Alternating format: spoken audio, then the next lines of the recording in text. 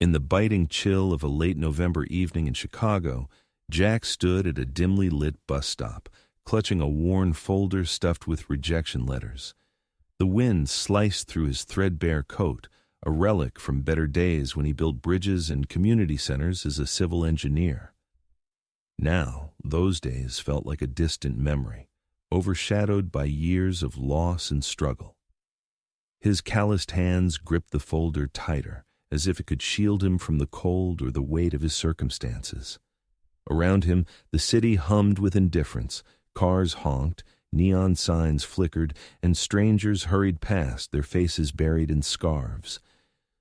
Jack's gaze drifted to a woman standing a few feet away, her tailored blazer and skirt offering little protection against the wind. She shivered visibly, her arms crossed tightly over her chest, her breath forming fleeting clouds in the air. Jack hesitated, his own discomfort warring with an instinct he couldn't ignore. He slipped off his coat, its faded green canvas still warm from his body, and approached the woman.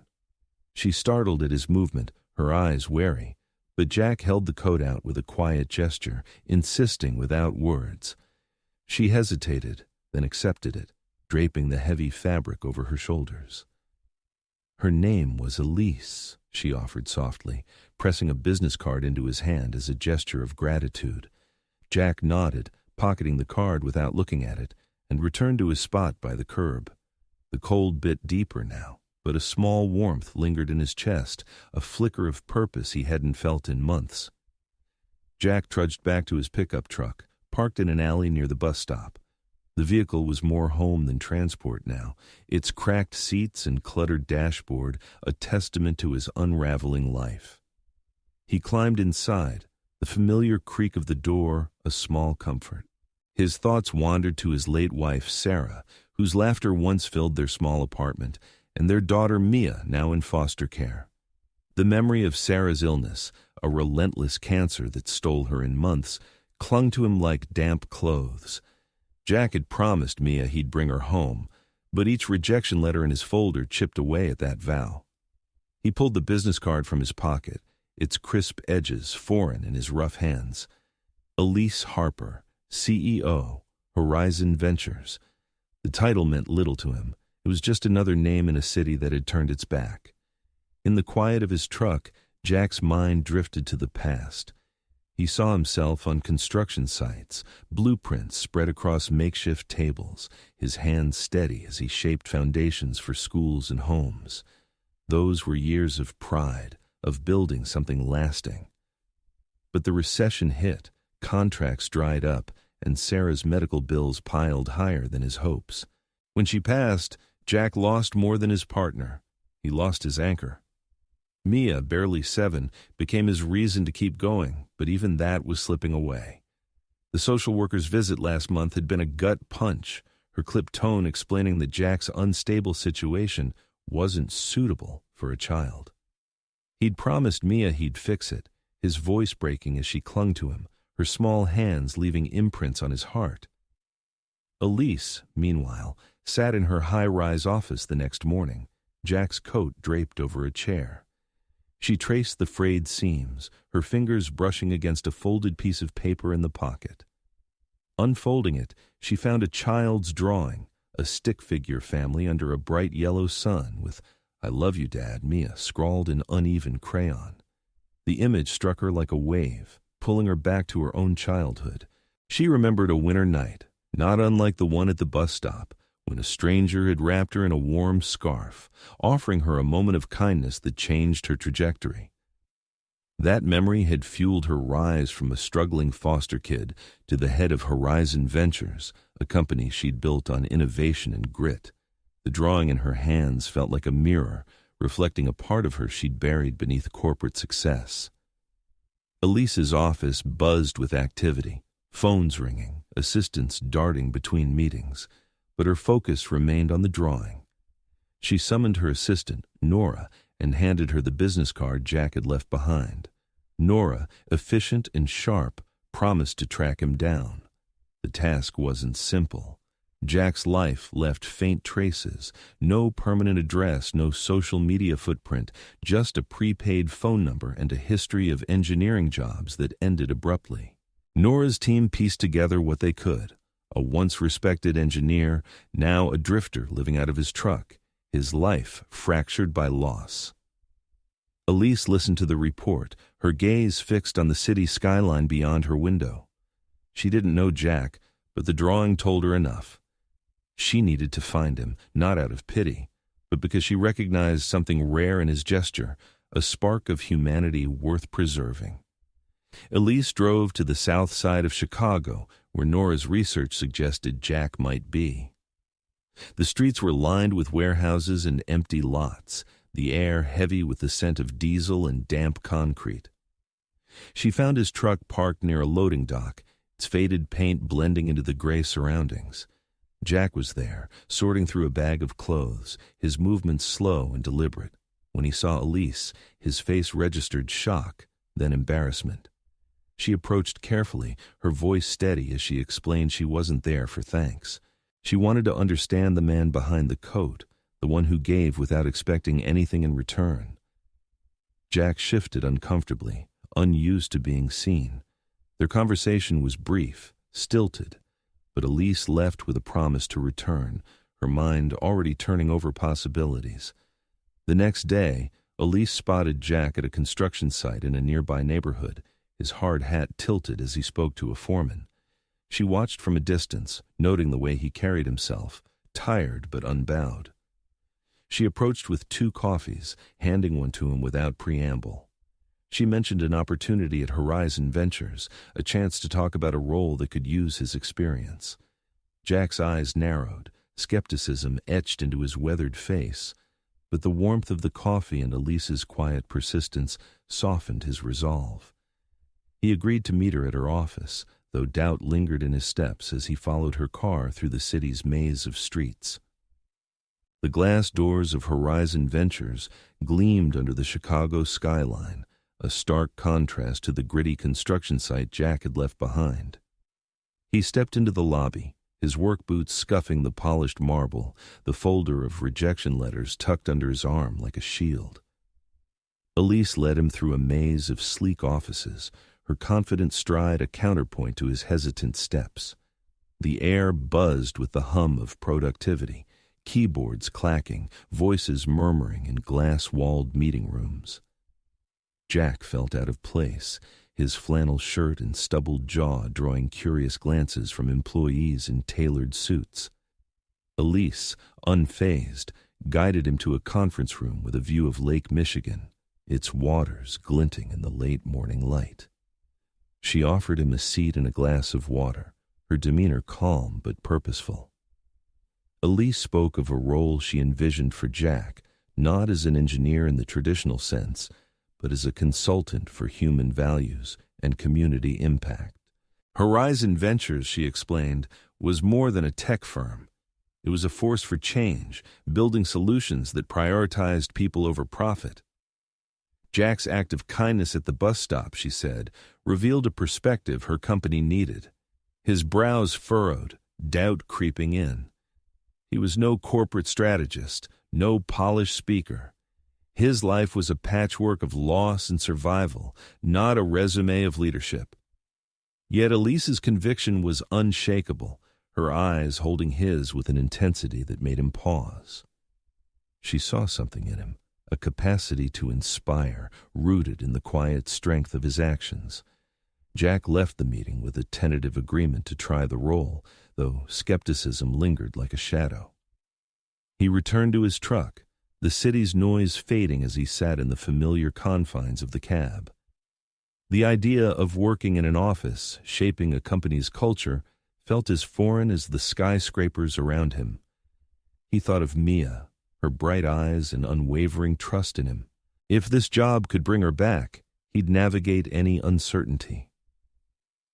That night, he dreamed of Sarah, her voice soft but clear, urging him to take the chance.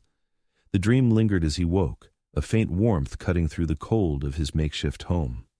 Elise, meanwhile, reflected on her own journey in her office, the city lights sprawling below. The drawing from Jack's coat still sat on her desk, a reminder of the stranger who had once changed her life with a simple act. She had been a teenager, shivering on a street corner, when a man offered her his scarf and a few kind words. That moment had planted a seed, pushing her to claw her way out of poverty and into the corporate world. Jack's gesture echoed that memory, stirring a resolve to ensure his kindness didn't vanish into the city's indifference. She tasked Nora with preparing a detailed proposal for Jack's role, outlining how his insights could guide Horizon's community initiatives. Jack's first day at Horizon Ventures was unceremonious, a quiet integration into a world of deadlines and jargon. Elise introduced him to a small group of department heads, framing him as a voice for empathy in their projects. Jack stood awkwardly, his hands shoved into his pockets, and spoke briefly about his life. Building schools, losing Sarah, fighting for Mia. His words were raw, unpolished, but they landed with unexpected weight. The executives, accustomed to polished presentations, leaned forward, drawn to his honesty. He didn't preach or offer solutions. He simply shared his truth, asking questions that lingered in the room like ripples. What did it mean to build something lasting? How did you measure success when people were hurting? Over the next weeks, Jack's presence began to shift the company's rhythm. Employees sought him out, not for directives, but for perspective. A young coder, frayed by deadlines, confided in Jack about his burnout, and Jack listened, sharing stories of sleepless nights in his truck, of finding small reasons to keep going. His phrase, "You're not broken, just worn," spread quietly among the staff, a mantra for those feeling crushed by the grind. Elise noticed the change, a softening in the office's tension, a willingness to collaborate rather than compete. Productivity reports showed a subtle uptick, but more telling was the laughter in break rooms, the longer conversations at coffee machines. Jack's days grew fuller, his mornings spent in meetings and his afternoons visiting Horizon's community projects, shelters, tech training programs, youth centers. He brought a builder's eye to these visits, noting structural flaws in buildings, but also gaps in human connection. He suggested small changes, open seating at community events, mentorship pairings for young trainees that began to yield results. Yet doubt still gnawed at him. Was he truly contributing? Or was this just charity dressed up as a job? Elise sensed his hesitation and invited him to a project close to her heart, a youth center called Haven House, a place for kids like Mia to find stability and hope. At Haven House, Jack walked through rooms filled with children's artwork, their vibrant colors a stark contrast to the gray of his recent years. Elise shared her vision for the center, a refuge inspired by her own childhood, where kindness could be a foundation. Jack saw Mia in every face, his resolve hardening. He began spending evenings there, helping with repairs or talking to kids about their dreams. One evening, a girl handed him a drawing of a house with a bright red roof, and Jack's throat tightened. He tucked it into his pocket next to Mia's drawing, a quiet promise to himself. Elise and Jack's paths crossed often now, their conversations deepening beyond work. Over coffee in a quiet diner, Elise spoke of her past, not the polished version in corporate bios, but the raw truth of foster homes and hunger. Jack listened, his own story unfolding in return. Their shared losses forged a bond, not romantic, but grounded in mutual respect. Elise saw in Jack the same stubborn hope that had carried her forward, while Jack found in Elise a reminder that broken things could be rebuilt. As winter deepened, Jack's truck felt less like a refuge and more like a tether to a life he was ready to leave behind. Spring arrived in Chicago, softening the city's edges with bursts of green and warmer air. Jack no longer slept in his truck. With Elise's help and a steady paycheck from Horizon Ventures, he had rented a small apartment in a quiet neighborhood. The space was modest, with creaky floors and a single window overlooking a maple tree, but it was a start. He spent evenings arranging furniture, imagining Mia's laughter filling the rooms. His role at Horizon had solidified, his insights shaping projects that reached beyond profit margins to touch lives. Employees now greeted him warmly, his presence a steady undercurrent in the company's rhythm. Yet, a quiet ache persisted. Until Mia was home, no apartment or job could feel complete. Elise watched Jack's transformation with a mix of pride and relief. His suggestions for Haven House had turned it into a beacon for the community, with local families attending workshops and children crowding art classes. She often joined him there, their visits blending work with something deeper. One afternoon, as they painted a mural with a group of kids, Jack's laughter rang out, unguarded and full. Elise caught herself staring, struck by how his weathered face softened in those moments. She began to see him not just as a colleague or a symbol of kindness, but as a man carrying a quiet strength that mirrored her own. Their conversations stretched late into the evenings, weaving stories of loss and hope over cups of cooling coffee. Jack's influence at Horizon grew subtly but undeniably. His talks with employees evolved into informal sessions, held in a corner office he rarely used.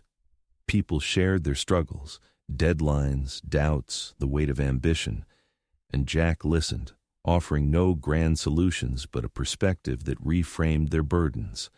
His phrase, "You're not broken, just worn," became a quiet anthem, scrawled on sticky notes and murmured in meetings. Productivity climbed, but more importantly, so did morale. Elise noticed fewer resignations, more open collaboration. A young designer on the verge of quitting credited Jack's words for giving her the courage to stay. She thanked him in the hallway, her voice trembling, and Jack, unaccustomed to praise, nodded awkwardly, his eyes on the floor. The turning point came when Elise arranged for Jack to visit Mia. The social worker, initially skeptical, had softened under Jack's steady progress, stable income, a home, a renewed sense of purpose. At the foster home, Mia ran to him, her small arms wrapping around his waist.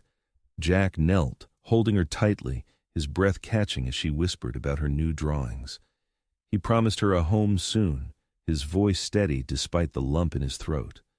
Elise watched from the car, her heart twisting at the sight. She remembered her own childhood, the ache of waiting for someone to claim her. That night, she finalized paperwork with Nora, pushing for Jack to regain custody. The process was slow, but the wheels were turning. Horizon Ventures marked its annual Community Day in May, a celebration Elise had reimagined around Jack's story. The event centered on kindness, with employees volunteering at local shelters and schools. In the main hall, Jack's old coat, now cleaned and displayed on a simple stand, stood as a symbol. Elise spoke to the gathered staff, her voice clear and resonant, recounting the night at the bus stop. She didn't name Jack, but eyes turned to him, standing quietly at the back. She unveiled a new initiative, the Kindness Fund, to support employees facing personal hardships, inspired by Jack's resilience.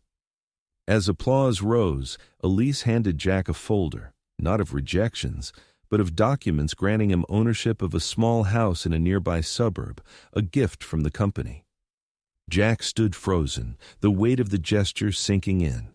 The house wasn't grand, but it had a yard for Mia, a place for roots to grow. He accepted with a quiet nod, his gratitude too deep for words. That evening, he visited the house, walking through empty rooms that smelled of fresh paint. He imagined Mia's drawings on the walls, her laughter echoing. Elise joined him, her presence a quiet anchor. Over a shared pizza on the bare floor, Jack spoke of his fears, failing Mia, losing this fragile new beginning. Elise listened, then shared her own doubts, her voice soft but firm. She told him of the scar from her childhood, how one act had reshaped her life. Jack, she said, was her scarf now, a reminder that kindness could build something lasting. Weeks later, Mia moved in, her small suitcase dwarfed by the house's possibilities. Jack cooked her favorite meal, spaghetti with too much sauce, and they ate on a folding table, laughing over spilled napkins. Elise joined them often, her visits becoming a routine. One evening, as fireflies danced in the yard, Jack handed Elise a small wooden box. Inside was a simple silver ring, carved with a delicate pattern.